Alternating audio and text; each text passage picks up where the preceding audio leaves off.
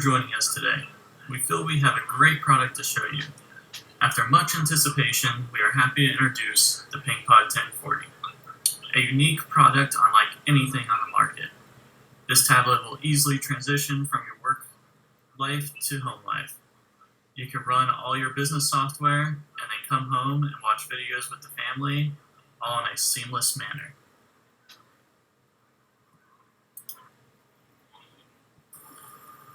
Here's Neil with a little bit more about the philosophy of PengPod.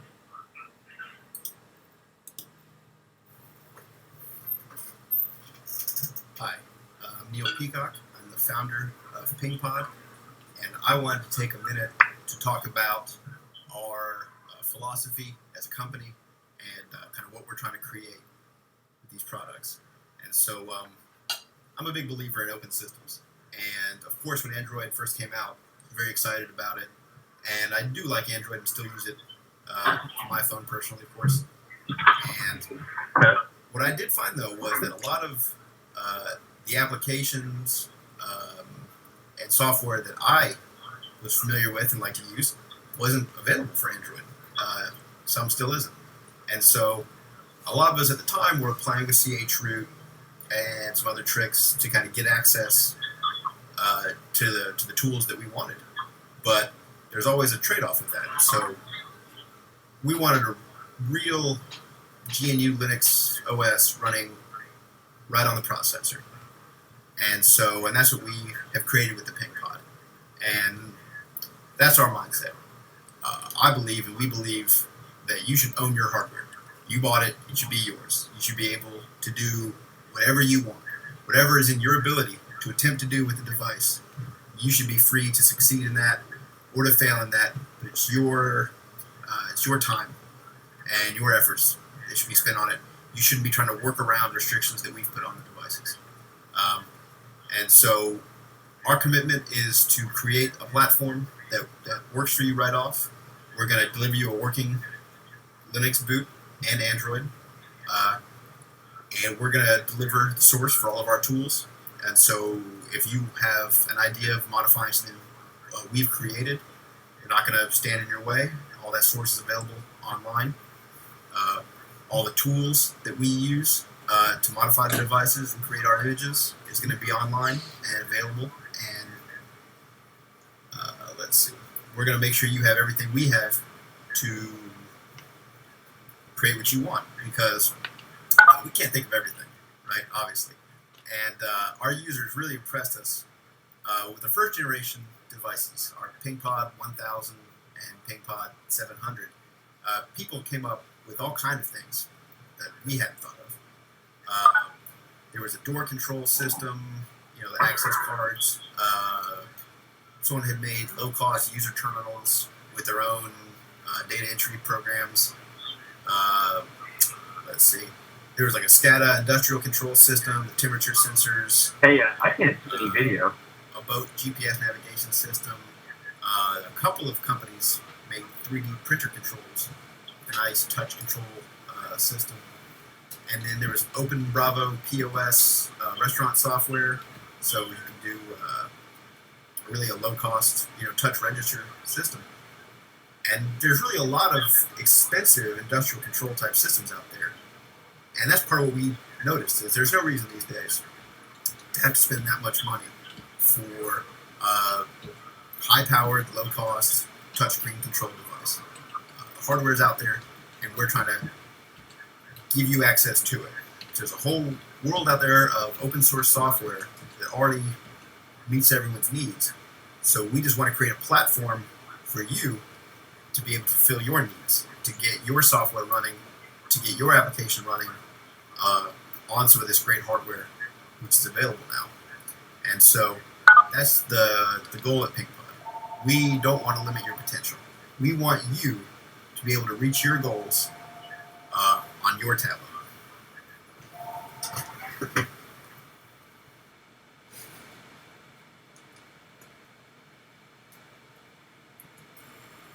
We're happy to introduce the PengPod1040 with our highest resolution screen yet. It has 2048 pixels by 1536 pixels. Pictures are absolutely stunning on this device. We have upgraded all the hardware on the PengPod 1040 to make sure it competes with all the top-of-the-line tablets. Here's Neil with a little bit more information.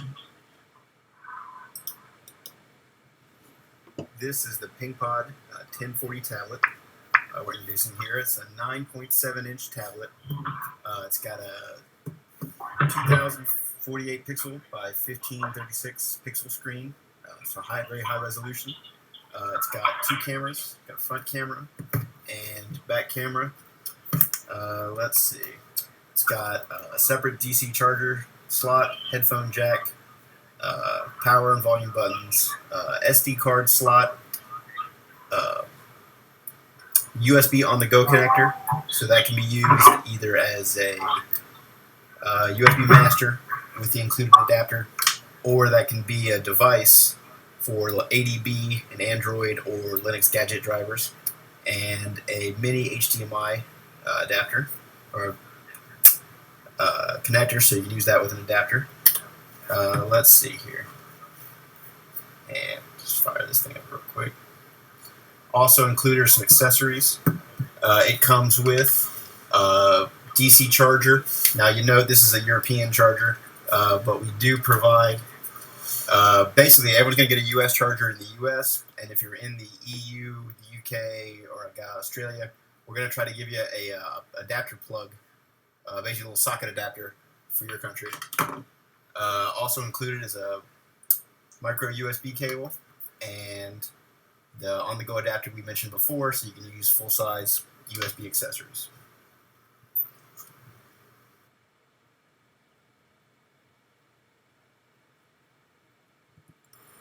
Coming up is just going to be a couple of short clips to give you a full overview on exactly what the PengPod can do.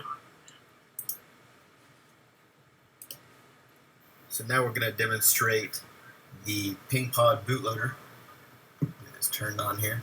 And this is a, dual boot or more boot option setup, which allows us to boot between Android and Linux. And so it comes up pretty quick here. And basically, if you don't press any button in 5 seconds, it's going to go ahead and boot to your default choice. You use the arrow button or the volume buttons as like up and down, so you can go up and down to your options, and the power button will select. And so let's see if we can see here. Try to get that up close. So basically, we have our default OS option, our Linux option, our Android option.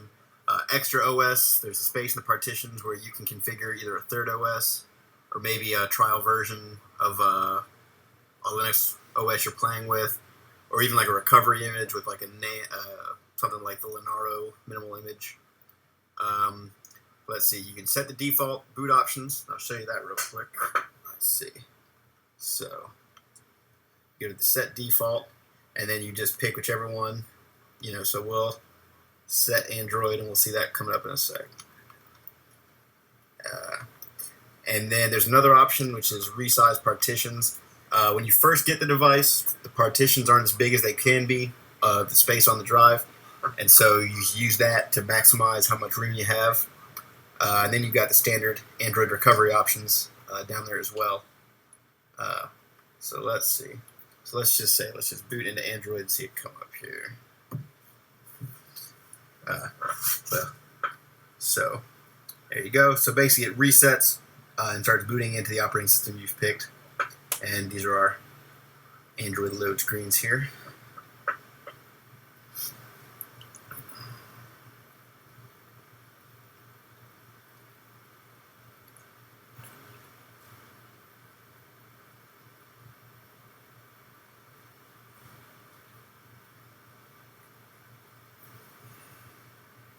So there we are in Android. Let's say you're working and decide you're ready to go back and do something in Linux.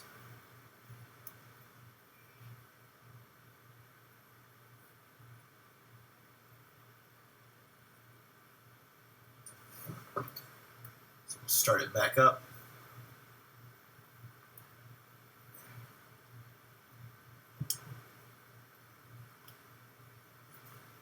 right button there.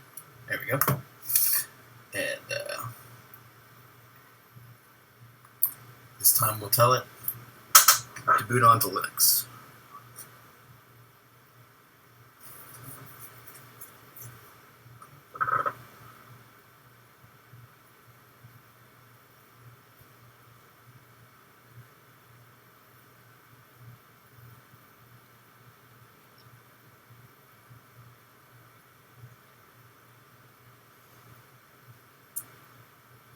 And for those of you counting, that's about 25 seconds, including the bootloader time getting to Linux. And so there we are. So that is how you can flip back and forth between Android and Linux. So this is a quick demonstration of some of the software available for the PengPod1040 tablet. This is our Linux image. Now it runs Linaro, which is based on Ubuntu for ARM. So a lot's available just right from the repositories. So Synaptic Package Manager, that comes installed. So you can install things that way or with apt from the command line. We have the Florence keyboard now. If you're familiar with it. It's a great little, simple screen keyboard. I think it's a lot better than what we had before. Let's see, we have GIMP for photo editing. You really want a mouse to use that one, but it's there. Let's see, we got LibreCAD. That's a pretty good little CAD program. Let's see, and LibreOffice, of course, available. And of course, if you're not familiar, it's a great little office suite, compatible with Microsoft products. And so all this and more is available right from the Ubuntu Linaro repositories when you're using the PengPod in Linux.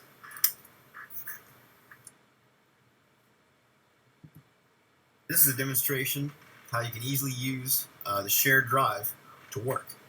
So I got an email in here with an Excel sheet.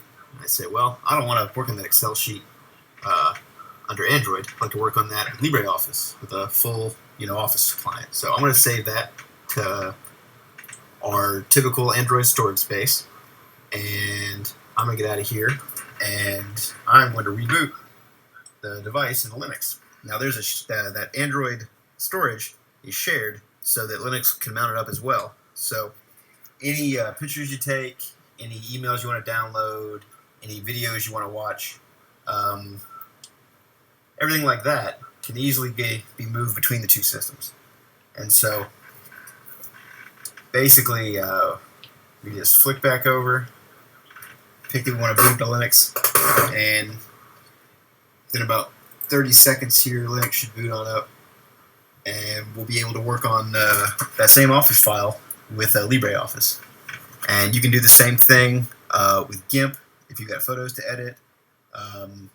We showed that CAD software if you want to take out a CAD model somebody sent you.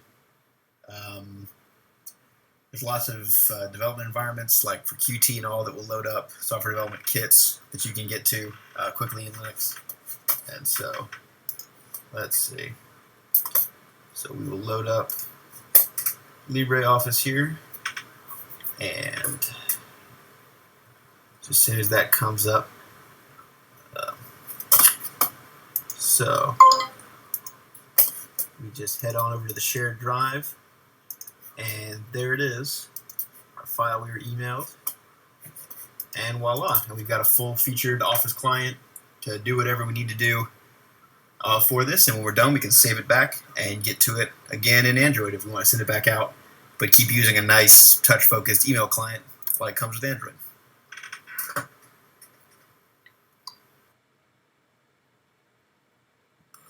Now, I would like to hand it over to Neil, and we can get the Q&A session started.